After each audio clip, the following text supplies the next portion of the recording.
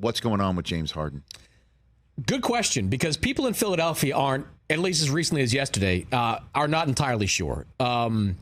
Nobody believes that James Harden is happy. Nobody believes that he can kind of put this behind him and be fine playing. What's this that he's putting behind him? His dissatisfaction with not getting what he wants and what he believes he was promised, which is a trade. He believes that when he opted into that contract, that the 76ers were going to turn around and trade him. I believe the 76ers have tried and have been motivated to do a deal, but Daryl Morey's position, the GM of the Sixers, has been, look, we've got Joel Embiid.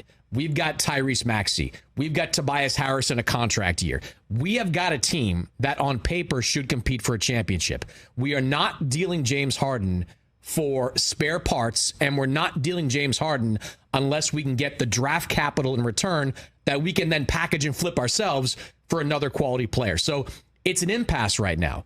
We've all heard about the conversations that the Sixers have had with the Clippers. Those are ongoing, and they have happened recently as a couple of days ago.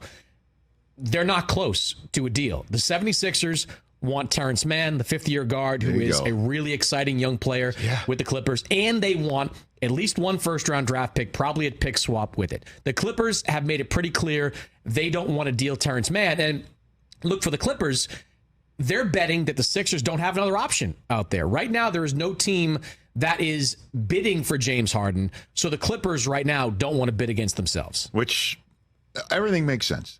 The one thing that doesn't make sense is that Morey would tell him, yeah, we'll trade you. And then he doesn't.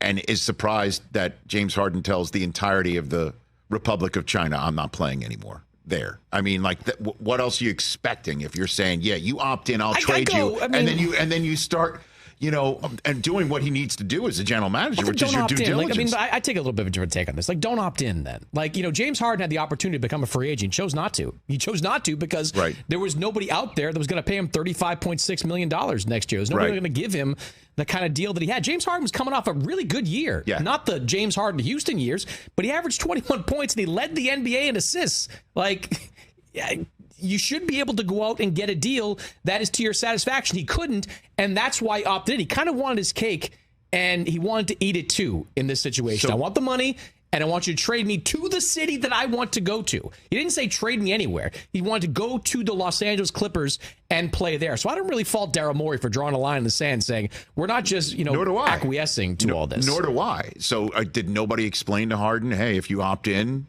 they might actually keep you? I mean, look, he just thought, like, this is the association. I'm James Harden. I've done this multiple times before. I've seen what other stars do. He has put on a masterclass in getting out of situations. Right. I mean, he has been, Houston, Brooklyn, and now what he's trying to do in Philadelphia. I think this whole thing in Philadelphia is being handled so clunkily. So you've got him, not going to media day, which was effectively a 2-day holdout, showing up to training camp, participating for like a week, and now he's holding out again.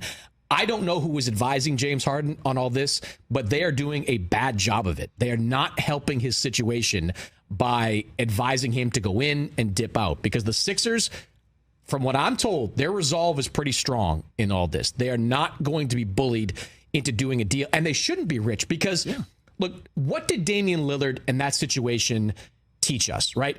In July, when Damian Lillard wanted to be traded and the pressure on the Portland Trailblazers was enormous, they didn't do it because they believed if they waited, something better would come along. Well, they waited 2.5 months. Something better did come along. A deal with the Milwaukee Bucks that got them more than what they could have gotten from the Miami Heat. Now here you are in a very similar situation where you have a player that wants to be traded to a specific team. The Sixers don't want to do it. If they wait a month, 2 months, who knows what happens during the regular season? What if Miami gets off to a slow start, which is not, again, outside the realm of possibility? That is not really a great team down there in Miami, despite the fact that they went to the finals. What if they get off to a slow start? Would Miami be motivated to say, all right, Kyle Lowry plus 2 first-round picks plus a pick swap, and we'll take James Harden for the year? That's a better deal than what the Sixers are being offered right now. So I think waiting, even though it's going to make it very uncomfortable for a couple of months,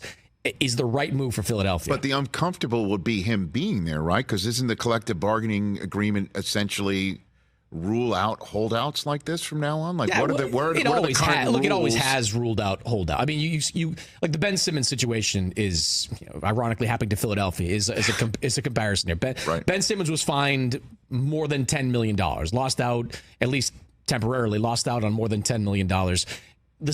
James Harden's going to go through the same thing. I think it's like $390,000 he would lose out on for every preseason game he misses, every regular season game he misses, and those fines will escalate from there. Like James Harden, even though he's been very good at this before, is not in the same situation. He doesn't have multiple years left on his contract to backstop him. He doesn't have the leverage of being one of the top 5 or 10 best players in the game. He's in his mid-30s. He's on the last year of his deal. Really, look, James Harden doesn't need my advice, or maybe he does. But if I was advising James Harden, I would say, look, you're on a great team. That team could be great. You were right there, 3-2 against the Celtics before you cratered in the conference semifinals.